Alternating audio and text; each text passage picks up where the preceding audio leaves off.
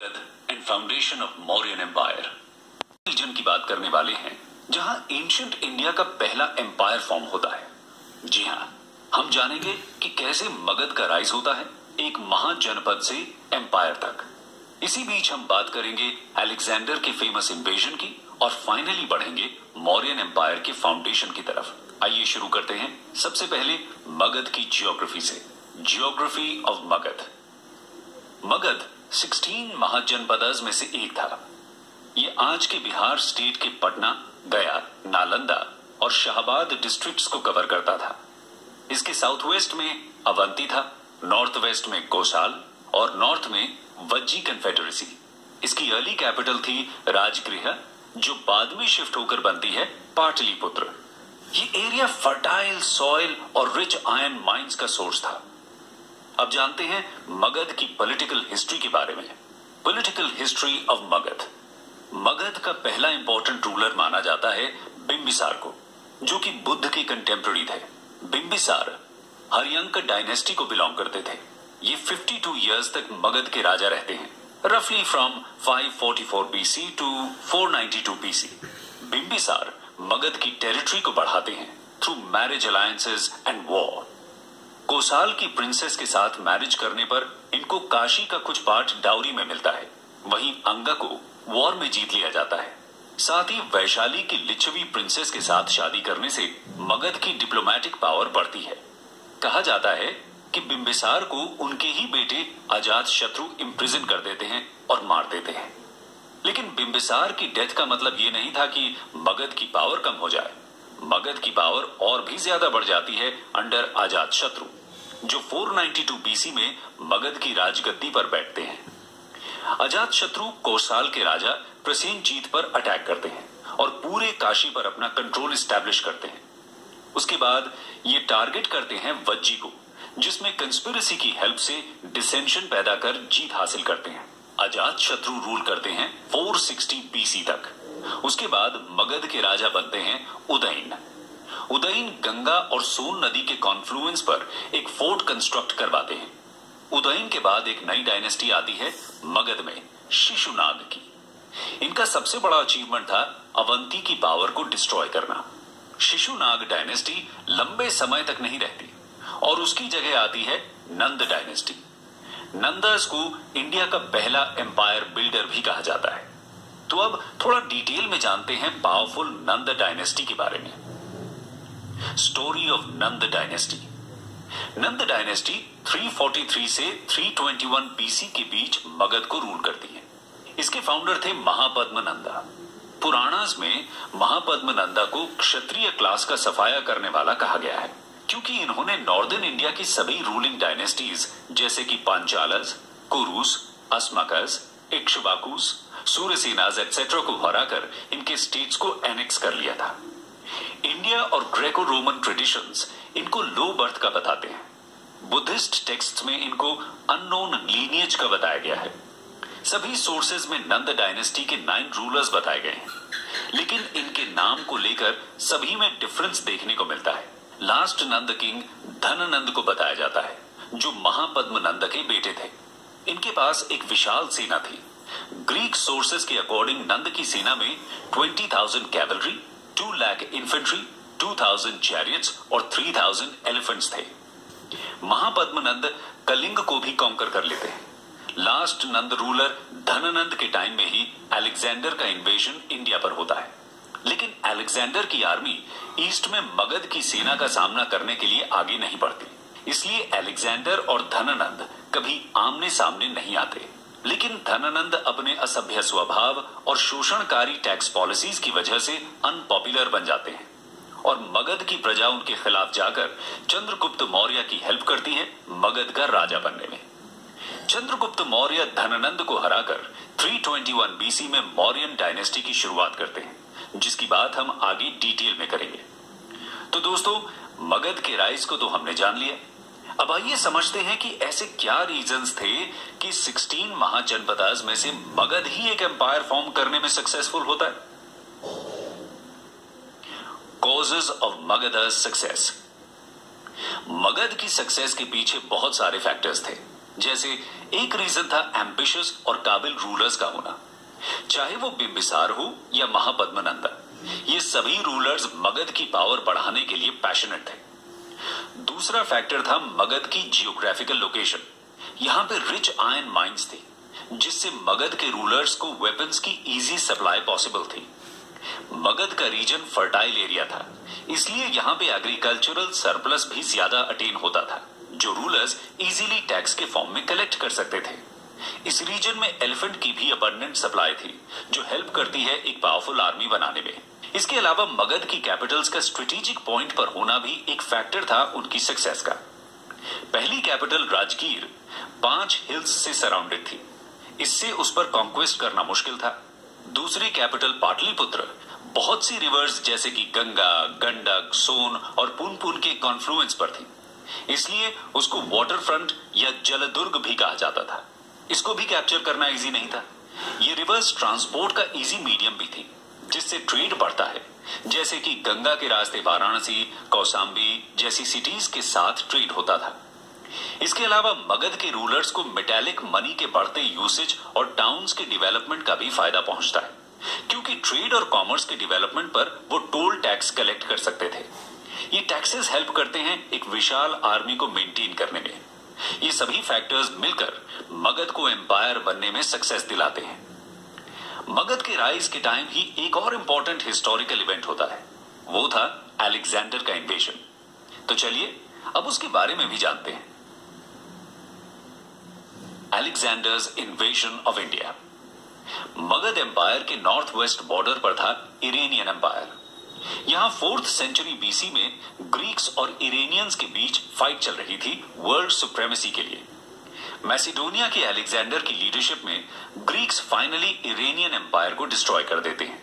Alexander Asia minor और Iraq को भी जीत चुके होते हैं। इसके बाद वो बढ़ते हैं इंडिया की तरफ। इंडिया की इमेंस वेल्थ के किस्से उन्होंने भी सुने थे, जो उनको टेम्प्ट करते हैं इंडिया के इन्वेजन के लिए। अलेक्जेंडर को जियोग्राफिकल नॉलेज और नेचुरल हिस्ट्री के लिए भी पैशन था। इंडिया अलेक्जेंडर के एम्पायर के कंपैरिजन में कहीं ज्यादा फर्टाइल और प्रोडक्टिव था। यह भी एक रीजन था उनके इंडिया इन्वेजन का।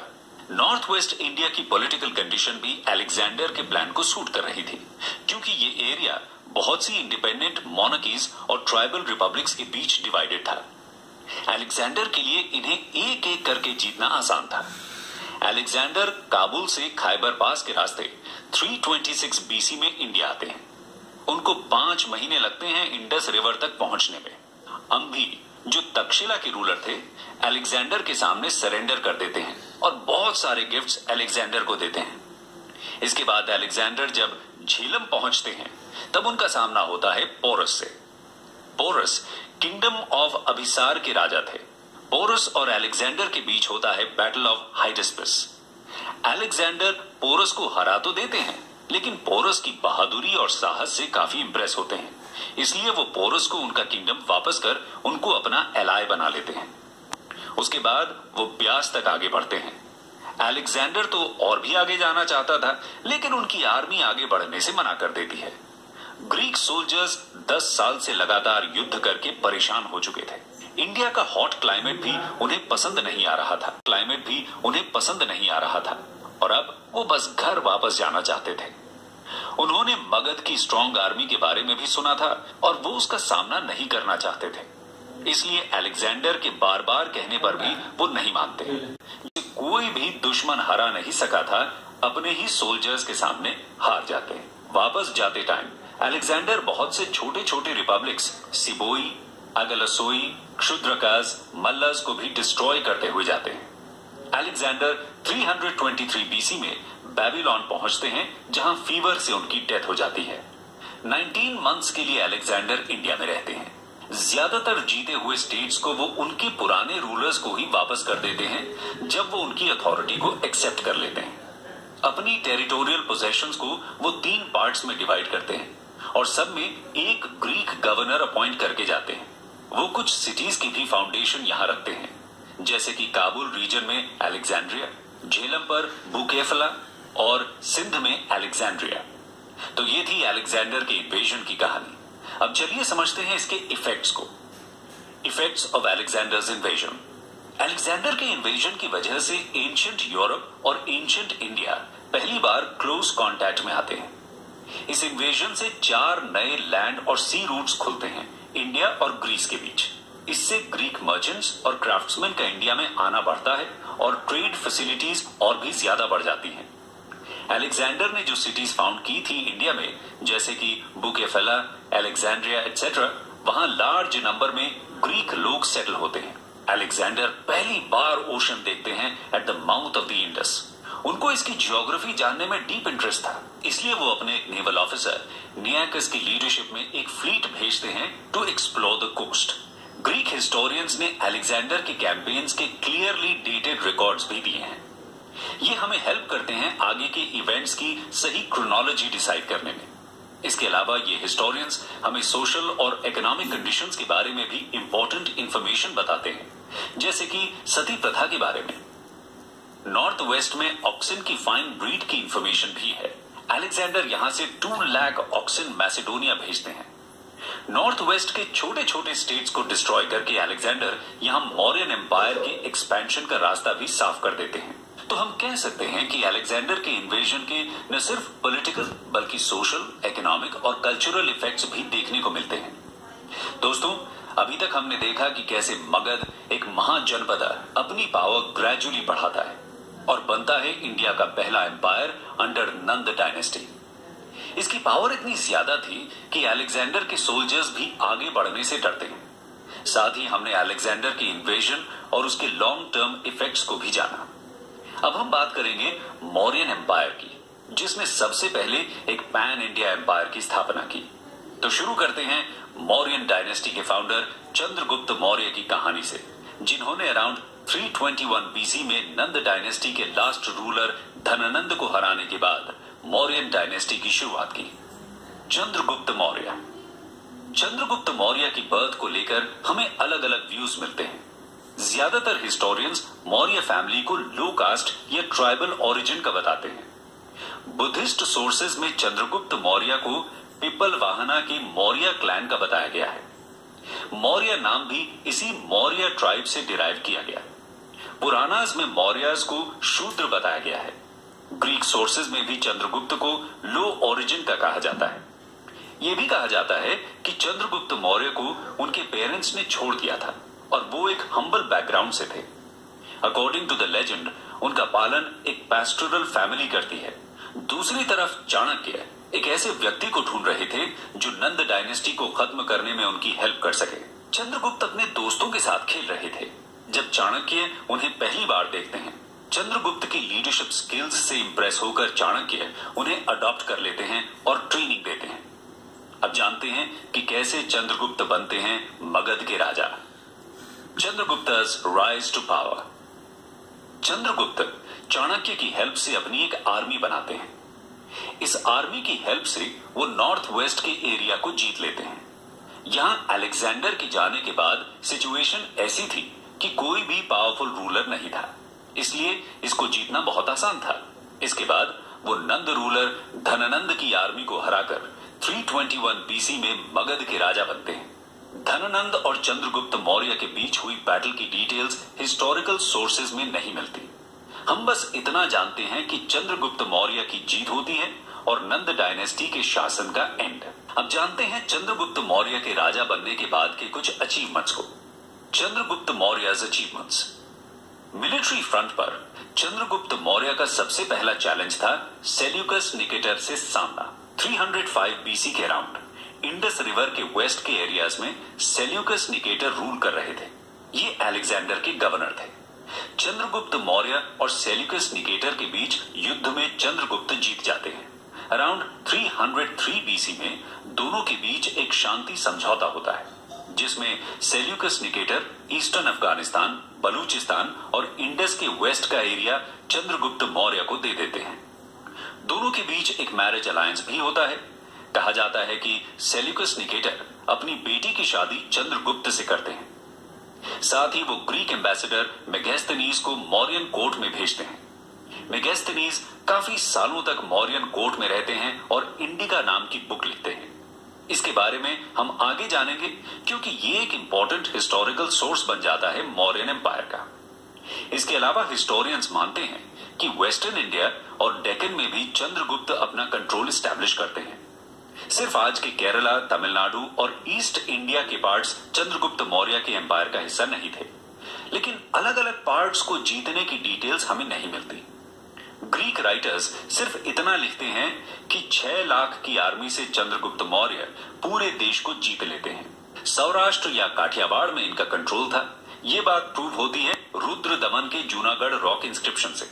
इसमें लिखा गया है कि चंद्रगुप्त मौर्य के गवर्नर पुष्यगुप्त ने यहां फेमस सुदर्शन लेक को बनवाया था। तो हम कह सकते हैं कि चंद्रगुप्त मौर्य एक बहुत बड़ा एम्पायर एस्टैब्लिश करने में सफल होते हैं। फाइनली वो अपने बेटे के फेवर में राजगद्दी छोड़ देते हैं और जैन मंक भद्रबाहु के साथ कर्नाटका चले जाते हैं। यहाँ पर जैन रिलीजियस सेंटर श्रवण बेलगोला में वो अपनी बाकी की लाइफ स्पेंड करते हैं। फाइनली जैन प्रैक्टिस सल्लेखाना यानी स्लो स्टार्वेशन के द्वारा मृत्यु को प्राप्त करते हैं। अब जानते हैं चंद्रगुप्त मौर्य के सक्सेसर बिंदुसार के बारे में। बिंदुसार चंद्रगुप्त मौर्य और उनकी पत्नी दुर्धरा की संतान थे। एक लेजेंड के अनुसार चाणक्य स्मॉल डोसेज में चंद्रगुप्त मौर्य के खाने में पॉइजन मिलाते थे, जिससे उनकी बॉडी यूज्ड टू हो जाए और एनिमीज के द्वारा पॉइजन देने पर भी चंद्रगुप्त मौर्य की मृत्यु ना हो। अनफॉर्चुनेटली प्रेगनेंसी की लास्ट स्टेज में क्वीन दुर्धरा चंद्रगुप्त मौर्य के लिए बना हुआ खाना खा लेती हैं। चाणक्य समझ जाते हैं कि दुर्धरा अब नहीं बचेंगी, इसलिए वो अनबॉर्न बच्चे को बचाने का डिसीजन लेते हैं और तलवार से दुर्धरा के वूम को कट करके बच्चे को बचा लेते हैं, जिसका नाम बाद में रखा जाता है बिंदुसार। 297 बीसी में चंद्रगुप्त मौर्य के साउथ चले जाने के बाद बिंदुसार राजा बनते हैं। ग्रीक सोर्सेज में इनको एमिट्रोकटीज कहा गया है। इनको स्लेयर ऑफ फोज यानी कि दुश्मनों का विनाश करने वाला भी बोला जाता है, लेकिन इनकी विक्ट्रीज के बारे में हिस्टोरिकल सोर्सेज में डिटेल नहीं मिलती। लेकिन यह माना जाता है कि इनके ही रूल के टाइम डेक्कन के एरिया पर मौर्यन कंट्रोल एस्टैब्लिश होता है। इनके कॉन्टैक्ट्स सीरिया के सेल्यूसिड राजा एंटियोकस I के साथ भी थे। ये एंटियोकस से रिक्वेस्ट करते हैं स्वीट वाइन, ड्राइड फिग्स और एक सोफिस्ट भेजने के लिए। इनकी रिलीजियस लीनिंग्स आजीविकाज सेक्ट की तरफ थी। बुद्धिस्ट सोर्सेज के अनुसार इनकी डेथ होती है अराउंड 273 से 272 बीसी में। इसके बाद 4 साल तक इनके बेटों के बीच युद्ध चलता है सक्सेशन के लिए, जिसमें अल्टीमेटली अशोक को जीत मिलती है और वो बनते हैं मौर्यन डायनेस्टी के अगले राजा। सम्राट अशोक के बारे में हम विस्तार से अगले वीडियो में चर्चा करेंगे। और अब हम जानते हैं मौर्यन एडमिनिस्ट्रेशन के बारे में। Mauryan administration. Mauryan empire 4 provinces में विभाजित था। उसकी सेंट्रल कैपिटल पाटलिपुत्र में थी। 4 प्रोविंशियल कैपिटल्स थी, तोसाली, उज्जैन, सुवर्णगिरी और Takshashila. Mauryan empire highly centralised था, मतलब सारी पावर का सोर्स सेंट्रल अथॉरिटी के पास था। ये सेंट्रल अथॉरिटी किंग होता था, वही मंत्रियों और ऑफिशियल्स को अपॉइंट करता था। किंग को असिस्ट करने के लिए काउंसिल ऑफ मिनिस्टर्स यानी कि एक मंत्री परिषद होती थी। मंत्री परिषद के हेड को मंत्री परिषद अध्यक्ष कहते थे। काउंसिल के बाकी मेंबर्स थे युवराज यानी द क्राउन प्रिंस, पुरोहित यानी द चीफ प्रीस्ट, द सेनापति यानी द कमांडर इन चीफ और अमात्य यानी कि civil servants and few other ministers. इसके अलावा मौर्यन एम्पायर में बहुत सारे ऑफिसर्स होते थे जो कुछ इस तरह कैटेगराइज्ड थे। पहले तीर्थस और अमात्यस, ये हाई रैंकिंग ऑफिशियल थे, आज के सेक्रेटरीज की तरह। ये एडमिनिस्ट्रेटिव और जुडिशियल रोल निभाते थे। इनकी संख्या 18 थी। दूसरे अध्यक्ष, रैंक में ये तीर्थस के बाद आते थे। टोटल 20 अध्यक्षस थे। इनके पास मिलिट्री और इकोनॉमिक फंक्शंस होते थे। और थर्ड महामत्यस, हायर रैंकिंग ऑफिशियल्स। अध्यक्षस मिलकर एक सेक्रेटेरिएट बनाते थे जो बहुत से डिपार्टमेंट्स में डिवाइड होता था, जैसे कि revenue, military, espionage and police department. इसके अलावा प्रोविंशियल एडमिनिस्ट्रेशन में भी अलग अलग ऑफिसर्स होते थे, जैसे कि प्रदेशिका यानी मॉडर्न डिस्ट्रिक्ट मैजिस्ट्रेट्स, स्थानिका यानी टैक्स कलेक्टिंग ऑफिसर अंडर प्रदेशिका, दुर्गापाल यानी कि गवर्नर ऑफ फोर्ट, अंतपाल यानी गवर्नर ऑफ फ्रंटियर, अक्षपटल यानी अकाउंटेंट जनरल, लिपिकार्स यानी स्क्राइब्स और गोपास रिस्पॉन्सिबल फॉर अकाउंटेंट्स एक्सेट्रा। इन सारी इंफॉर्मेशन से हम कह सकते हैं कि मौर्यास का एडमिनिस्ट्रेशन सिस्टम बहुत डेवलप्ड था। अब बात करते हैं दो ऐसे सोर्सेज की जिससे हमें मौर्यन एम्पायर और एडमिनिस्ट्रेशन के बारे में इंफॉर्मेशन मिलती है, कौटिल्य का अर्थशास्त्र और मेगास्थनीज की इंडिका। कौटिल्य एंड हिज अर्थशास्त्र। कौटिल्य तक्षशिला यूनिवर्सिटी के स्कॉलर थे। इनको चाणक्य या विष्णुगुप्त के नाम से भी जाना जाता है। हमने थोड़ी देर पहले देखा कि इन्होंने ही चंद्रगुप्त मौर्य की हेल्प की थी नंदास को हराने में। राजा बनने के बाद चंद्रगुप्त मौर्य चाणक्य को प्राइम मिनिस्टर बनाते हैं। कौटिल्य ने लिखी थी अर्थशास्त्र, जो कि एक बुक है स्टेट क्राफ्ट और पब्लिक एडमिनिस्ट्रेशन के ऊपर। ये संस्कृत लैंग्वेज में लिखी गई थी। ओरिजिनल अर्थशास्त्र को 1905 में रुद्रपत्न श्याम शास्त्री, जो एक संस्कृत स्कॉलर एंड लाइब्रेरियन थे, उन्होंने डिस्कवर किया था। अर्थशास्त्र 15 अधिकरणस या सेक्शंस में डिवाइडेड है, जिसमें पहले 5 सेक्शंस डील करते हैं इंटरनल एडमिनिस्ट्रेशन के टॉपिक को। नेक्स्ट 8 सेक्शंस में इंटरस्टेट रिलेशंस को डिस्कस किया गया है और लास्ट 2 सेक्शंस में बाकी मिसलेनियस टॉपिक्स मिलते हैं। इसमें अराउंड 6000 श्लोकास हैं। इसका कंपैरिजन मैकियावेली की प्रिंस से किया जाता है। अर्थशास्त्र में स्टेट की सप्तांग थ्योरी हमें मिलती है, मतलब स्टेट के 7 लिम्स बताए गए हैं, जैसे कि किंग, मित्र यानी फ्रेंड, दंड यानी आर्मी, कोश यानी ट्रेजरी, दुर्ग यानी फोर्ट, जनपद यानी टेरिटरी और अमात्य यानी मिनिस्टर्स। इसमें स्लेव्स के 9 टाइप्स बताए गए हैं। आर्मी को चतुरंग बल कहा गया है, यानी कि 4 फोर्सेस होते थे, infantry, cavalry, chariots and elephants. इसके अलावा हमने मौर्यन एडमिनिस्ट्रेशन के बारे में जो पढ़ा, वो इंफॉर्मेशन भी हमें यहीं से मिलती है। मौर्यन इकोनॉमी के बारे में भी अर्थशास्त्र में डिटेल्स मिलती हैं, जैसे कि अलग अलग टाइप्स के taxes. For example land revenue यानी कि भाग 1/6 ऑफ प्रोड्यूस होता था। इसके अलावा इरिगेशन टैक्स, टोल टैक्स, प्राण्य टैक्स एक्सेट्रा होते थे। ऑफिसर्स के बारे में हम पहले ही डिस्कस कर चुके हैं, उनका नाम भी हमें अर्थशास्त्र में मिलता है। इसके अलावा राजा की कई ड्यूटीज होती थी, उसको कैसे रूल करना चाहिए एक्सेट्रा भी अर्थशास्त्र डिटेल में डिस्क्राइब करती है। इसका रेलेवेंस हम इसी बात से समझ सकते हैं कि आज भी पॉलिटिकल थ्योरी में अर्थशास्त्र की स्टडी की जाती है। अब बात करते हैं दूसरे कंटेम्पररी टेक्स्ट यानी कि मेगास्थनीज की इंडिका की। Megasthenes indica. Megasthenes Seleucus Nicator के एम्बेसडर थे चंद्रगुप्त मौर्य के कोर्ट में। इनकी बुक इंडिका भी इंपॉर्टेंट सोर्स है मौर्यन पीरियड के लिए, लेकिन ये ओरिजिनल फॉर्म में अवेलेबल नहीं है। हमें इसकी इंफॉर्मेशन बाद के ग्रीक और रोमन राइटर्स जैसे कि स्ट्राबो, जस्टिन, प्लिनी, अरेन एक्सेट्रा के वर्क्स में मिलती है। मेगास्थनीज ने मौर्यन कैपिटल पाटलिपुत्र के बारे में डिटेल्ड इंफॉर्मेशन दी है, क्योंकि उनका ज्यादा समय यहीं पर गुजरा था। वो बताते हैं कि पाटलिपुत्र एक मोट यानी कि खाई से घिरी हुई थी। पैलेस यानी कि चंद्रगुप्त मौर्य का महल वुड का बना हुआ था। इंडिका में कुछ ऐसी भी इंफॉर्मेशन मिलती है जिसे हम सही नहीं मानते, जैसे कि मेगास्थनीज कहते हैं कि यहाँ कोई स्लेव नहीं था, लेकिन हमने देखा कि अर्थशास्त्र में 9 टाइप्स के स्लेव्स के बारे में बताया गया है। हम ये कह सकते हैं कि यहाँ स्लेव्स की कंडीशन वेस्टर्न वर्ल्ड की जितनी खराब नहीं थी, इसलिए मेगास्थनीज को लगता है कि कोई भी स्लेव नहीं है। इसके अलावा वो सोसाइटी में 7 क्लासेस बताते हैं, न कि 4 वर्णास। ये 7 क्लासेस थी philosophers, cultivators, herdsmen, artisans and traders, soldiers, overseers and counsellors. Megasthenes कहते हैं कि इंडिया में 2 भगवान को पूजा जाता है, एक हेरेक्लीस यानी कि लॉर्ड कृष्ण और दूसरा डायोनीसस मतलब लॉर्ड शिव। ये कहा जा सकता है कि इंडिका से हमें कंटेम्पररी मौर्यन पीरियड के बारे में काफी जानकारी मिलती है, लेकिन ध्यान रखने वाली बात यह है कि इसमें मिली इंफॉर्मेशन को बाकी के कंटेम्पररी सोर्सेस से एनालाइज करना जरूरी है, तभी हम सही और गलत इंफॉर्मेशन में फर्क कर सकते हैं। Concluding remarks.